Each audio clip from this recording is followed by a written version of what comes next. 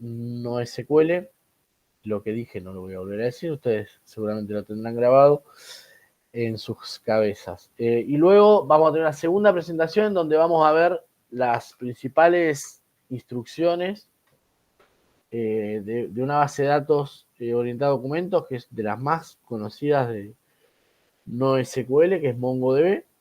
Lo vamos a utilizar a través de una interfaz, pero esa interfaz la vamos a usar poquito porque vamos a utilizar las operaciones CRUD de acuerdo a cómo están definidas en el motor. Ya van a entender de qué estoy hablando.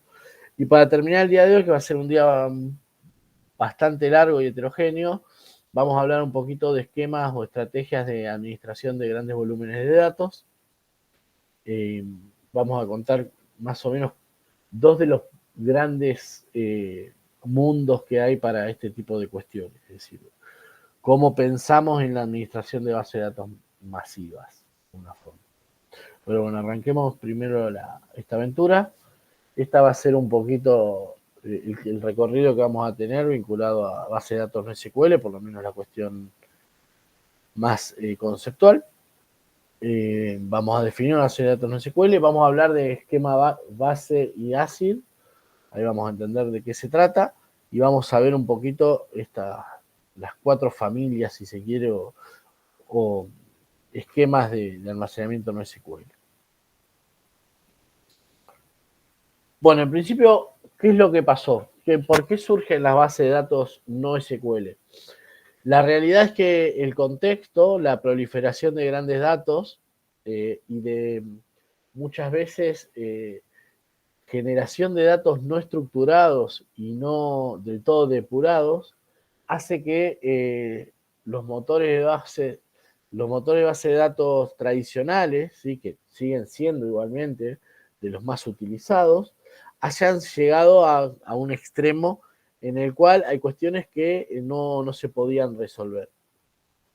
Si recuerdan el encuentro pasado o el anterior incluso, hablábamos de bases de datos relacionales y una de las principales características de la base de datos relacionales era el control de consistencia, la generación de constraints y de controles que generaban calidad en los datos, y eso en algunos, que parece a todas luces una ventaja y una fortaleza de almacenamiento de datos, en algunos contextos se vuelve una debilidad. ¿Por qué? Porque el esquema de persistencia no acompaña en términos de la dinámica algunos tipos de negocios, si se quiere, ¿sí? Es decir, hay algunos problemas que requieren y ameritan tipos de almacenamiento más laxos y más rápidos, ¿sí? Fundamentalmente esas son las dos características, es decir, más flexibles y más veloces en términos del almacenamiento de los datos. Y aquí surgen fundamentalmente las bases de datos NoSQL, ¿sí? Es decir, cuando hablemos de NoSQL vamos a pensar en esquemas más flexibles que las bases de datos relacionales y vamos a pensar en esquemas en donde el enfoque está orientado a la disponibilidad de la información, ¿sí?, no a la consistencia. Si pensamos en SQL, pensamos en base de datos modelos relacionales, pensamos en consistencia, en fortaleza, en robustez del dato. Si pensamos en un contexto más orientado a las bases de datos no SQL, pensamos en flexibilidad y disponibilidad, ¿sí?, aún perdiendo consistencia, ¿sí? Ahora bien, ¿qué pasaba antes, ¿sí?, de la proliferación de estas grandes soluciones orientadas a NoSQL? Estos problemas se resolvían a través de dotar de escalabilidad, ¿sí?, a las bases de datos tradicionales. Y cuando hablamos de escalabilidad en las bases de datos tradicionales, fundamentalmente centralizadas y no distribuidas, ¿sí?, estamos pensando en una base de datos que está en un único servidor. Para dotar de escalabilidad una base de datos que está en un único servidor, estamos pensando en incorporar procesamiento, procesadores, memoria y fierro, digamos, en términos de fortaleza, en términos de la velocidad. Lo cual está demostrado que de alguna manera no es escalable o es escalable hasta determinado umbral. Y luego lo que empieza a suceder, como se ve en esta curva, es que aunque incorporemos más procesadores, más memoria, más hardware, se genera un amesetamiento del rendimiento, ¿sí? Y ese amesetamiento del rendimiento no va a ser, o sea, no se va a superar por más que incorporemos muchísimo hardware.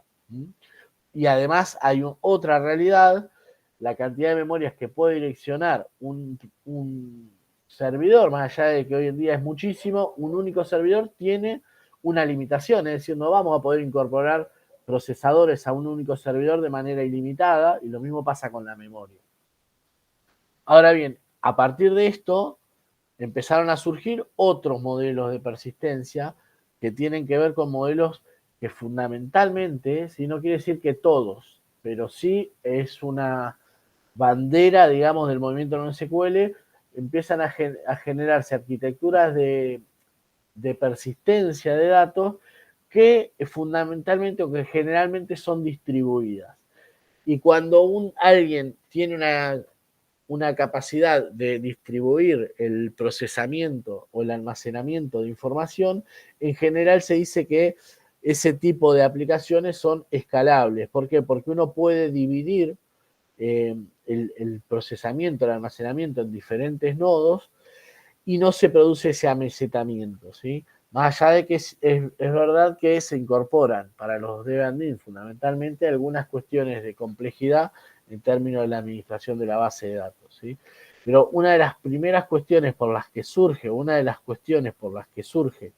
el movimiento NoSQL tiene que ver con esto, con la flexibilidad, como decíamos antes, con, de alguna manera, la escalabilidad en términos de el almacenamiento de los datos. Es decir, llegó un punto en el cual los esquemas de base de datos relacionales tradicionales empezaron a no escalar, empezaron a no poder resolver algunos problemas, ¿sí? Y ahora vamos a ver por qué, y se va a entender clarito por qué no pueden resolver todos los problemas. Ahora bien, para conceptualizar de alguna manera la escalabilidad, ¿sí?, que quizás a muchos de ustedes les suene conocido y a otros no, básicamente es la capacidad que tiene un sistema para poder manejar, ¿sí?, de forma óptima un aumento generalmente un aumento esporádico y a picos, digamos, de la carga de trabajo. Es decir, un sistema es escalable si de un momento a otro aumenta la carga de trabajo y ese sistema sigue estando disponible, ¿sí? Eso es la escalabilidad. Y obviamente la escalabilidad no es infinita, por eso decimos, las bases de datos relacionales son escalables, sí, hasta determinado punto. ¿Sí? Ese punto está marcado por el amesetamiento que veíamos en la función anterior. ¿Sí?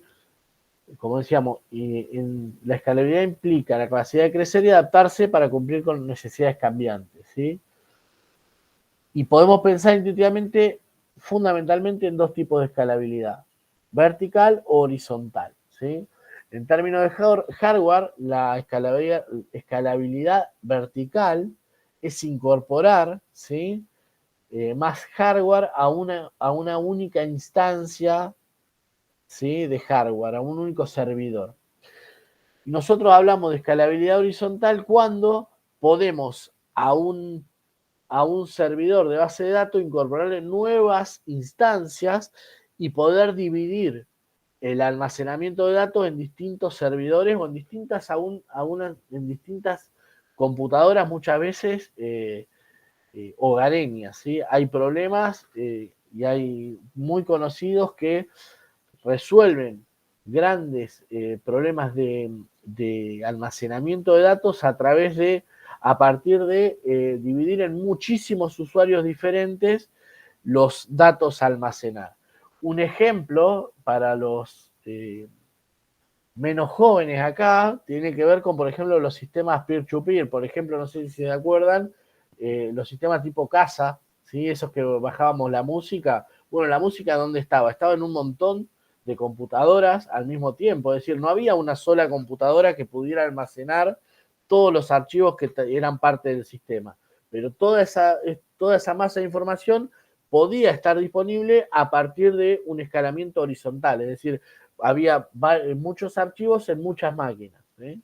Esa es un poco la lógica de escalabilidad vertical y escalabilidad horizontal. Cuando pensamos en vertical, es incorporar, es que una única máquina se puede aguantar un aumento en la carga de trabajo a partir de incorporar hardware. Cuando hablamos de escalabilidad horizontal, estamos hablando de poder incorporar nuevas instancias para generar más poder de almacenamiento, poder de procesamiento, etcétera, etcétera. ¿Se entiende conceptualmente? ¿No? ¿Y los datos en nube encaja, digamos, en esto o es otro Sí, concepto? claramente. El problema, o el problema no, la solución en realidad del almacenamiento en nube es claramente, pero claramente un problema o una solución de escalamiento horizontal. Hay N cantidad de servidores distribuidos en Dios sabe dónde, que no sé cómo funcionan y no sé con qué protocolos están implementados, pero que cuando yo inicio mi máquina virtual o subo mi archivo a mi repositorio de datos, lo almacena y cuando lo quiero descargar está disponible. Eso es claramente una solución de escalamiento horizontal. Está perfecto, Camilo. La realidad es que la proliferación de los grandes datos, ¿sí? dejó de lado eh, las soluciones de escalamiento vertical. Es decir, más allá de que hay supercomputadoras, ¿sí? No es la solución en general, no, voy a ser más determinante, no es la solución nunca que eligen aquellos quienes están en el negocio del almacenamiento o procesamiento de datos, ¿sí? Por un montón de cuestiones que por ahí exceden al curso, pero que son bastante de sentido común. Vos tenés una supercomputadora y tenés único punto de falla. Es decir, esa supercomputadora se rompió algo y se te cayó todo el sistema. Cuando vos tenés un montón de nodos, se cae un nodo y hay diferentes protocolos de reemplazo de esos nodos. ¿Sí? Es decir, se cae un servidor o a lo sumo, aunque no puedas reemplazar y no tengas redundante la información que está en determinado nodo, no se te cae todo el sistema, se te cae en un subconjunto de los archivos que tenés persistidos en ese nodo. ¿Se entiende? En el peor de los casos, cuando no tengas una política de redundancia de datos. Es diferente. Y a su vez, el tema de la actualización de ese hardware, digo, las políticas de actualización de ese hardware son más económicas en términos de que cuando yo puedo ir cambiando de a nodos y nodos que son más baratos que una supercomputadora, ¿sí? Hoy cuando pensamos en clúster de computadoras y no en super servidores en general. Y eso es así en las empresas más o menos y en las grandes compañías. Es más, te diré que en las grandes compañías hay una lógica más de escalamiento horizontal que en las pequeñas organizaciones donde capaz que sí hay un clúster que está en algún lugar y al que se tiene acceso y que si se cae el clúster se cae el sistema. En las grandes compañías eso no es así, en general hay escalamiento horizontal. Pero bueno, volvamos a nuestro problema de datos. Entonces, quiero que quede bien claro por qué surge NoSQL. Surge NoSQL porque nuestras bases de datos relacionales, inicialmente sustentadas en un almacenamiento centralizado y con fuertes o rígidas estrategias de estructuración de los datos y de controles de bloqueo y de controles de consistencia de los datos, hacen que esas lógicas de persistencia sean lentas para soluciones de grandes datos. Eso es lo que quiero que les quede claro. Entonces surgen modelos más flexibles, ¿sí? Que son más escalables debido a diferencias de diseño y de enfoque. ¿Sí? Algunas características son modelos de datos más flexibles, no vamos a tener las grandes constraints, ¿sí? Que sí teníamos en SQL, en donde si yo digo que esta columna es un real y no me va a poder poner otro tipo de dato. Lo cual también va a tener sus problemas, ¿no? Porque, es decir, la calidad del dato claramente va a tender a disminuir, porque el control de la calidad hace justamente que los datos sean más estables. El tema de derivar o ceder rigidez en el modelo físico hace que la arquitectura sea más rápida, pero la calidad del dato tiende a bajar, a disminuir, ¿sí?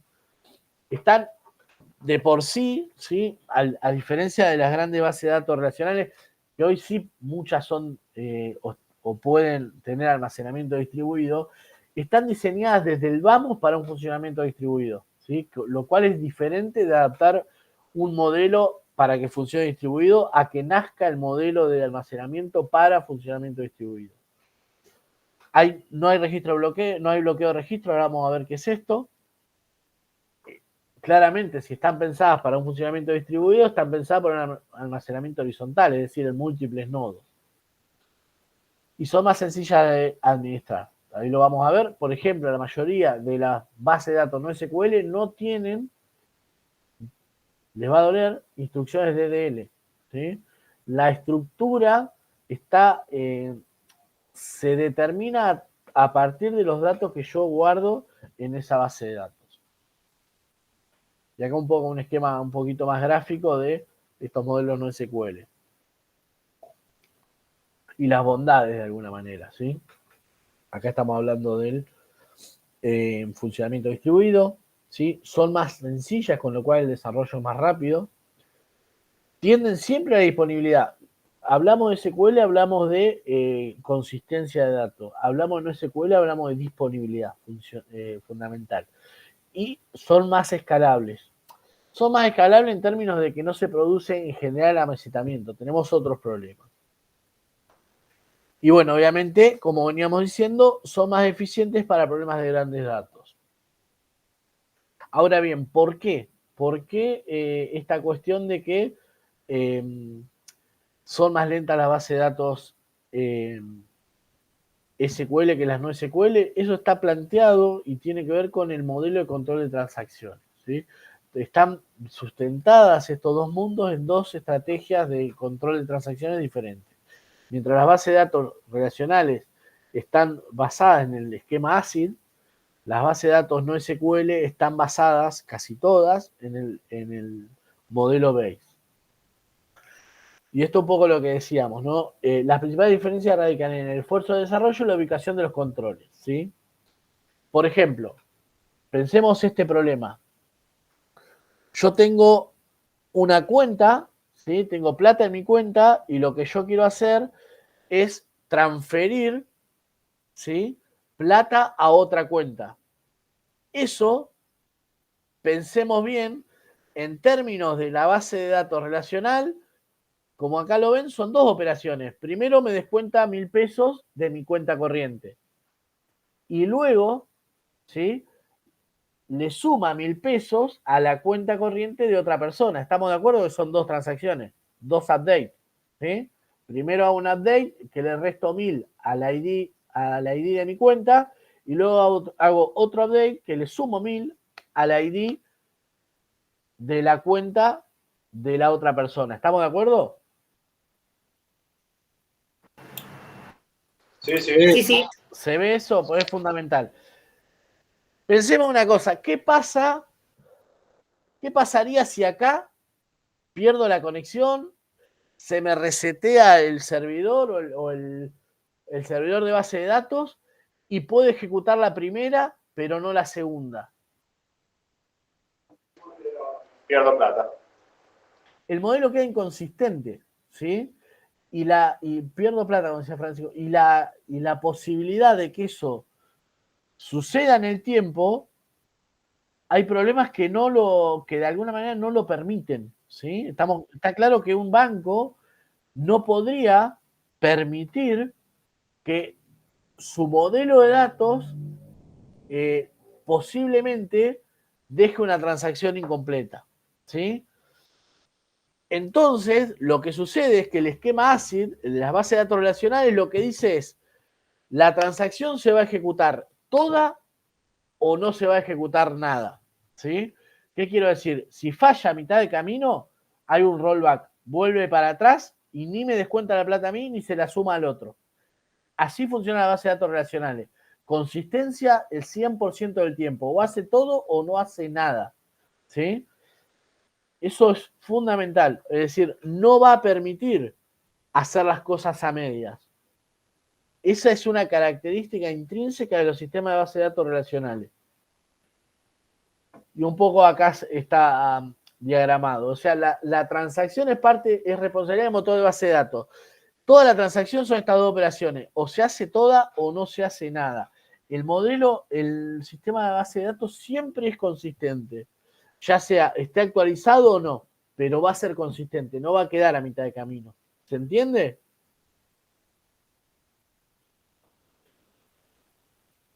Sí. Bien. ¿Por qué? Por el esquema ACID. Ahora pensemos un segundo, ¿sí? Parece lógico en un banco que este tipo de transacciones sean atómicas, si haya atomicidad en términos de que se hace o no se hace por la mitad. Ahora bien, pensemos, por ejemplo, y esto es un caso real, ¿qué pasa si, por ejemplo, lo que estamos persistiendo son los comentarios a un posteo en Facebook? Que o muestro todo, o recupero todo, o no recupero ninguno.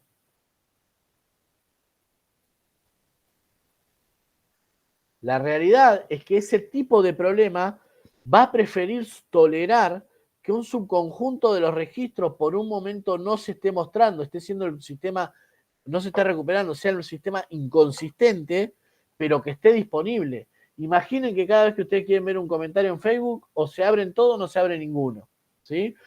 Por eso nacen las bases de datos no SQL, porque hay otros tipos de problemas en donde es más importante la disponibilidad del dato que la fiabilidad del dato, ¿sí? Y de ahí viene un poquito la cosa de cómo surgen y por qué también, creo que no lo dijimos, pero está dicho implícitamente, las bases de datos relacionales son más lentas que las bases de datos no relacionales o no SQL. Claramente las bases de datos no SQL siempre van a estar disponibles, ¿sí? Y van a tender a la velocidad.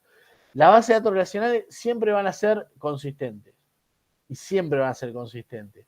Ahora bien, lo que sucede es que para que las bases de datos relacionales sean consistentes, también implementan una política de bloqueos. Por ejemplo, no van a poder acceder dos personas al mismo registro en el mismo momento, ¿sí? Hay una política de bloqueos en torno a ese tipo de datos. Por ejemplo, imagínense si el registro al que estamos accediendo son, de alguna manera, los asientos en un vuelo en un vuelo comercial determinado, ¿sí? Ahí claramente lo que estoy necesitando es una persistencia relacional. Yo no me puedo dar el lujo de guardar o acceder más de una vez un asiento, ¿sí? Y que eso sea el cotidiano, porque después es verdad que en el arriba, ¿sí? En la interfaz hay cuestiones en donde a veces se sobrevende, pero esas son políticas no del motor de base de datos, sino más arriba, en donde a veces también necesitas algo de disponibilidad más allá de que necesitas fiabilidad. Pero quiero que les quede la cuestión desde el punto de vista más conceptual, ¿sí? La fiabilidad versus la disponibilidad. Y por eso existen estos dos mundos, ¿sí? Los sistemas de base de datos relacionales, ¿sí? Controlan las transacciones a través del uso de estas 4 características cuya primera letra, ¿sí? Cuya primera letra conforma el acrónimo ACID. Atomicidad, es decir, la transacción no se va a dividir. Se realiza toda o se vuelve para atrás. Consistencia, la transacción de la base de datos pasa de un estado consistente a otro consistente. Es decir, siempre va a estar consistente. Puede estar vieja la información o puede no haberse aplicado un cambio, pero el estado de la base de datos, la imagen en determinado momento es consistente. No vas a encontrar que a uno le descontó 1000 y a otro no, y esos 1000 no están en el sistema. Aislamiento, las transacciones se ejecutan de manera independiente. Y durabilidad, los cambios son permanentes, es decir, una vez que impacta, va a persistir en un estado consistente, ¿sí? Y de ahí surgen, de esas 4 características, surge el modelo de control de transacciones ACID, que fíjense que está fuertemente vinculado con el recelo del dato, con cuidar la forma en la cual esa base de datos se actualiza, ¿sí? hace foco en la consistencia y en la integridad. Creo que esto lo repetí un montón de veces y queda claro. Utiliza estrategia de bloqueo de recursos, un poco lo que hablábamos recién. ¿Sí? Pensemos en este caso. Inicio, falla. Pasa un tiempo y lo que va a pasar es que en algún momento se va a volver consistente esa transacción y el usuario va a ver un estado del sistema funcionando. Pero ¿qué pasa si tengo un sitio web? ¿Me puedo dar el lujo de esperar para que el sistema sea consistente? Creo que la respuesta la tenemos todos. Y desde ahí surgen los modelos de base de datos no relacionales, no SQL, en donde no hay control de transacciones, ¿sí? La masividad de los datos han ido surgiendo en diferentes situaciones.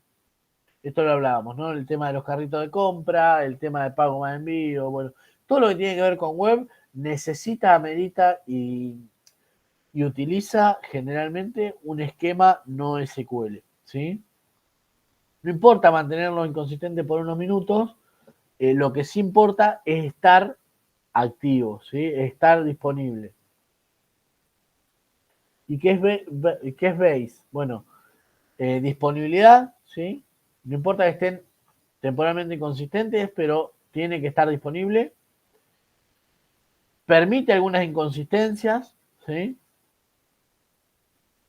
El sistema, bueno, esto es importante. En algún momento va a alcanzar un estado consistente, es decir, quedan dando vueltas las transacciones en algún lugar del motor y se vuelve consistente. Pero la diferencia con el esquema ACID es que en el mientras tanto el sistema está disponible.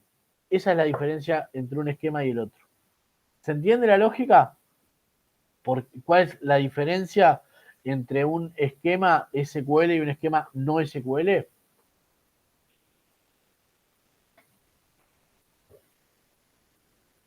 ¿O fue muy rápido? ¿Se entiende? Sí, se entiende. ¿No hay dudas de esto? Bueno. Yo necesitaría ver como un ejemplo más de cómo se vería el esquema de datos, si es que tiene Lo como... vamos a ver. La idea es, vemos lo conceptual y después vemos MongoDB. Igual ahora vamos a ver un esquema de cada una de las 4 familias de almacenamiento no SQL. Lo primero, la cuestión conceptual de los modelos de control de transacciones, ¿sí? Y este es un teorema piola que alcanza todas las bases de datos y lamentablemente no lo hemos podido superar, que es el teorema de CAP, que lo que dice es que ningún sistema de persistencia de datos distribuido puede tener más de 2 de estas características o propiedades. Es decir, si es consistente y está disponible, es porque no es tolerante a particiones. ¿Qué quiere decir?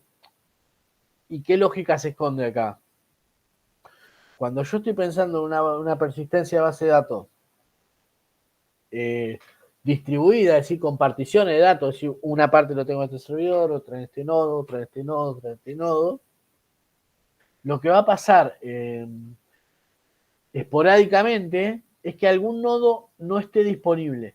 Entonces por eso dice, si es consistente y tiene disponibilidad, es porque seguro, alta disponibilidad, es porque seguro no es distribuido.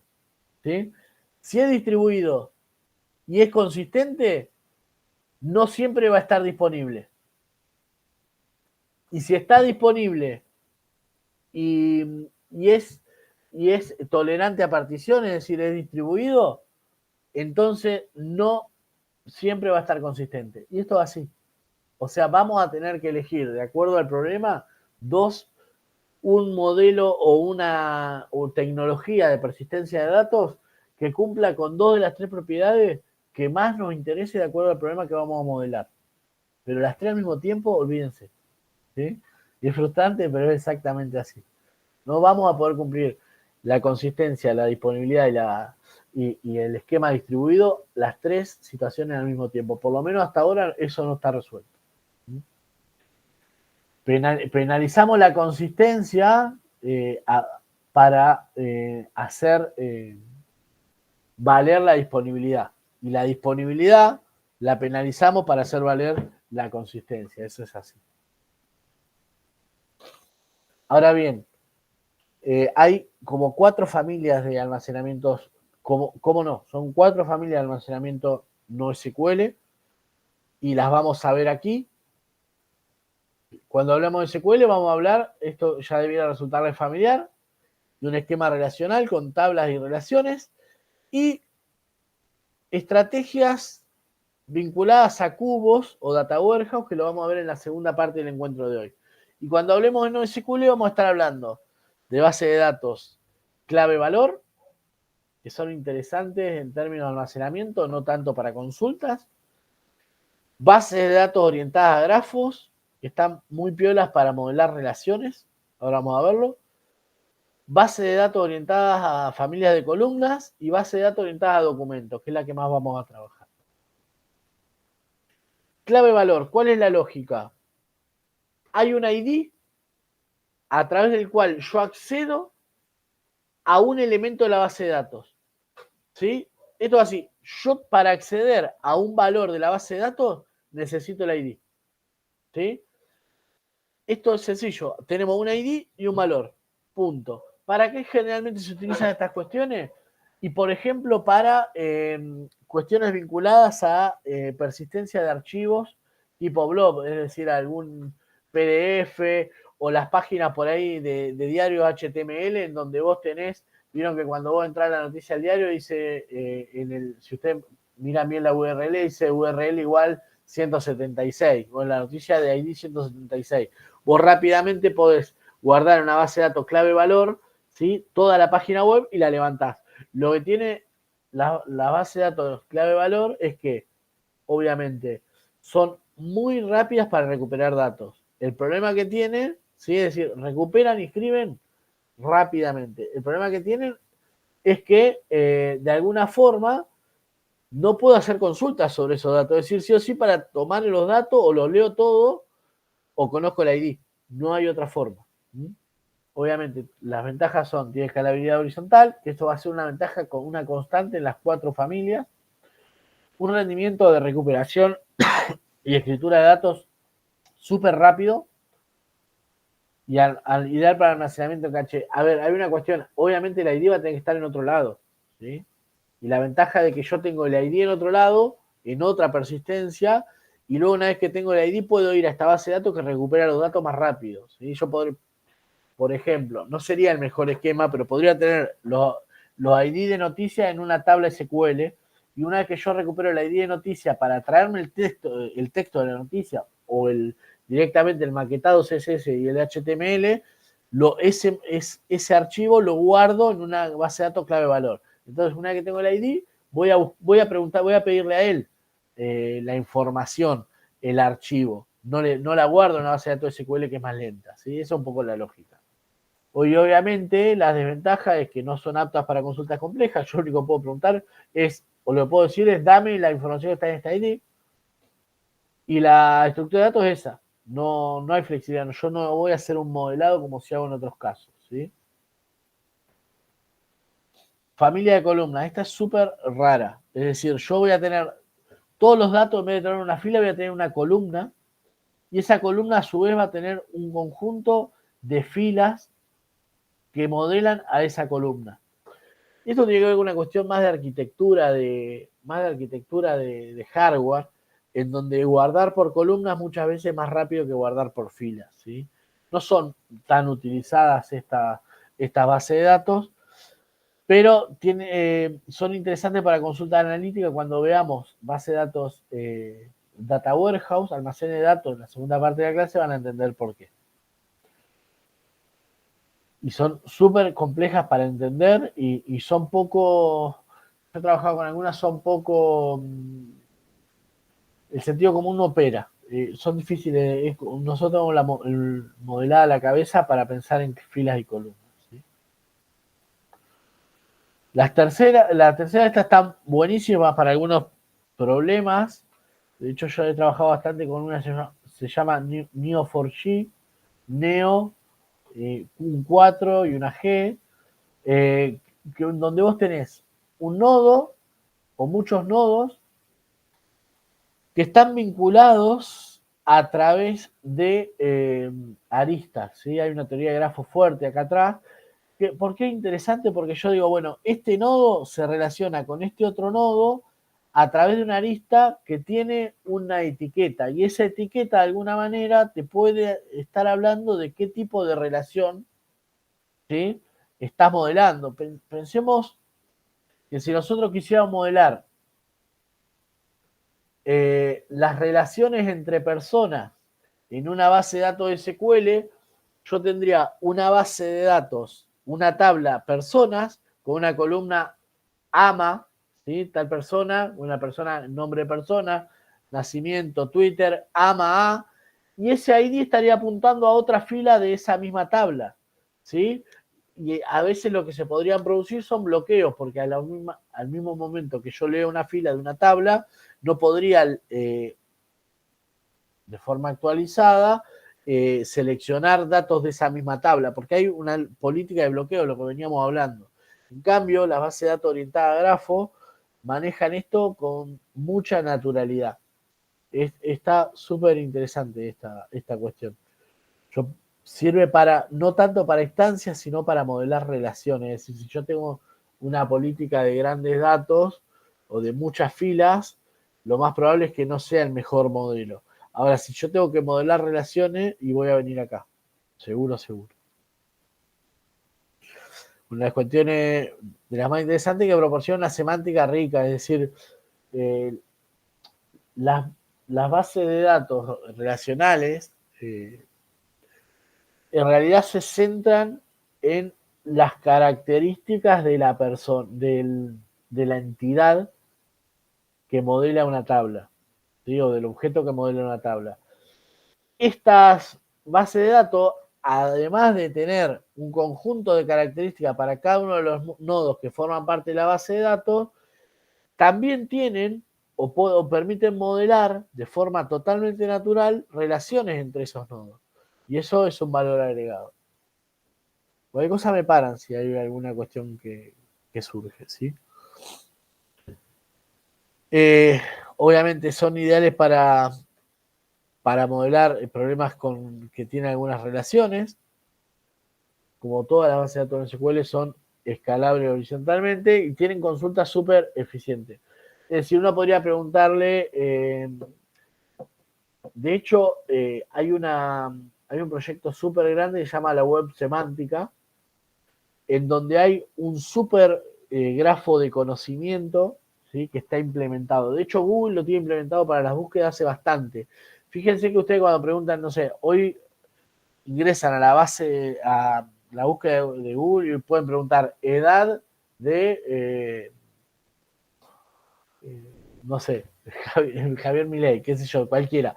Y le va a tirar el resultado, no le va como antes a devolver resultado de una página web, les va a devolver el valor de la edad. Eso es porque hay atrás, además de millones y millones de páginas indexadas, hay un grafo de conocimiento en el cual para el nodo Javier Milei, justo, no sé, no me parece tan agradable, pero Javier Milei hay una arista que tiene que ver con la edad. Y la edad, la arista edad apunta a un nodo, ¿sí?, que es 57, ¿sí? Al mismo nodo van a apuntar todas las aristas que como resultado tengan el 57. Entonces yo eventualmente podría preguntar, dame todas las personas de 57 años, y lo que podría hacer es, lo que hace el motor de base de datos, se para en el nodo 57 años y empieza a ver básicamente cuáles son las aristas, de qué nodo llegan las aristas que tienen como etiqueta edad. ¿Entienden? Es muy fácil y es muy natural modelar relaciones a partir de las bases de datos orientadas a grafos. Está súper bueno.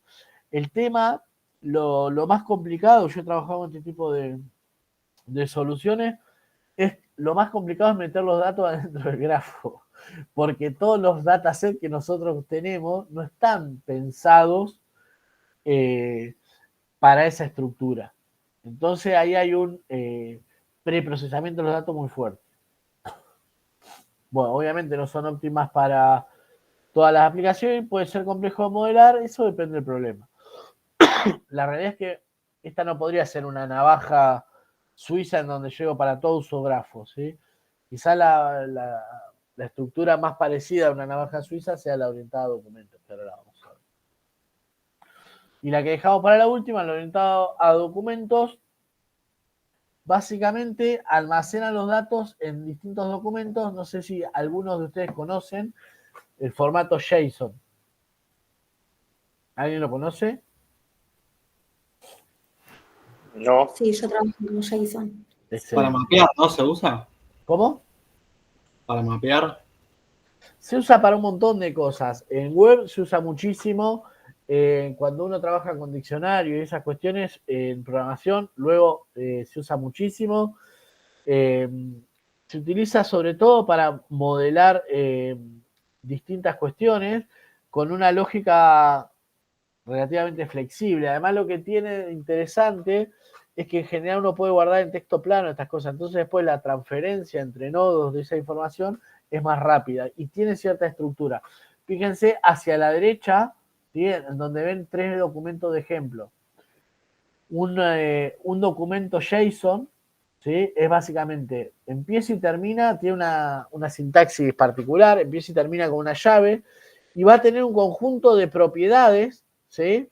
Que uno podría pensar que son como columnas, para las cuales tiene guardado un valor, ¿sí? Y todos los documentos pueden tener propiedades diferentes, ¿sí? Por eso dice lo de la estructura flexible, ¿sí? Y ahora bien, yo después podría preguntar además en todos los documentos de una base, de una colección, ya vamos a ver lo que es cuando veamos el ejemplo de Mongo, por aquellos, que me traiga aquellos documentos que tengan la propiedad de edad, ¿sí? Y podría incluso decir, a los documentos que tienen la propiedad de edad, tráeme los que son igual a 57, ¿sí? Lo interesante de esta base de datos es que no necesariamente todos los documentos tienen que tener la propiedad de edad. Pueden estar guardados sin tener esa propiedad. Y lo que va a pasar es que en una determinada consulta, ese documento va a ser ignorado si preguntamos por una propiedad que no es parte de él. ¿Se entiende? Yo como puedo saltearme columnas si se quiere, si queremos seguir pensando en términos de SQL. De vuelta, son escalables de forma horizontal, son muy flexibles, ¿sí? Está muy buena para aplicaciones web y móviles, ¿sí? Y obviamente tiene menos soporte. El control de consistencia acá es una ilusión, es un espejismo. Y puede haber redundancia en los documentos, eso puede, el puede te lo cambio por ahí. Casi siempre hay redundancia en los documentos. Nosotros podemos pensar, ¿sí? A un documento, todos los documentos tienen un ID que es autogenerado y que tiene que ver con el número de la MAC de la máquina, la fecha, un montón de cuestiones. Y cada documento a su vez tiene un conjunto de propiedades. Y para esas propiedades tiene un valor, ¿sí? Por eso a veces se lo piensa como una bolsa de palabras. Y además lo que tiene interesante es que, recuerden que cuando teníamos un atributo multivaluado en SQL teníamos que romper eso en una nueva relación.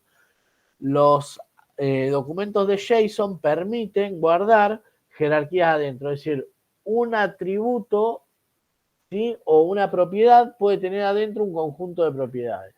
Hay ahí un almacenamiento jerárquico también. Ahora vamos a ver bien qué es el JSON. Pero es súper utilizado y tiene, no sé si lo llegan a ver, pero este formato. Acá vemos 1, 2, 3, 4 documentos JSON, ¿sí? Fíjense que empieza en una llave, termina en una llave. Y estos todos, de alguna manera, tienen la misma estructura. Porque fíjense que tienen los mismos campos. Tienen el campo _ID. Siempre el ID de un documento JSON tiene este nombre, _ID. Y tiene un valor, ref, que es la referencia. Esto ¿saben qué son? Son citas de Google Scholar. ¿Sí? Si uno ingresa a Google y hace una consulta por alguna referencia, después se puede bajar el JSON. La referencia, el enlace y el tipo debe ser el tipo de almacenamiento de ese archivo o de ese enlace.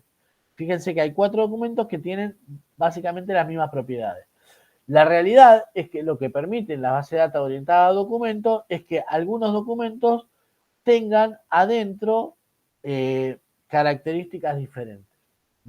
Ahora lo vamos a ver con mayor nivel de detalle. Esto la realidad es que uno adentro va a hacer agrupaciones lógicas de documentos en base a cierta similitud de documento, pero el hecho de que no tenga una estructura tan rígida nos va a otorgar algunas licencias en la administración de esa información. ¿Más o menos me siguen?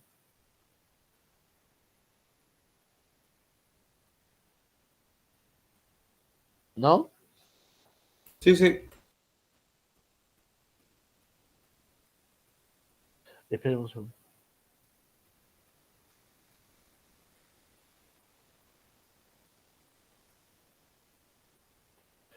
Excelente.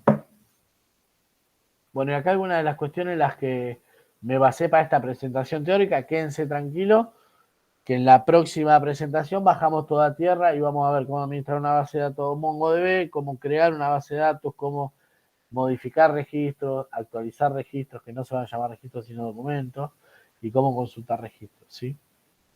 Pero bueno, un poquito hasta ahí esta primera parte.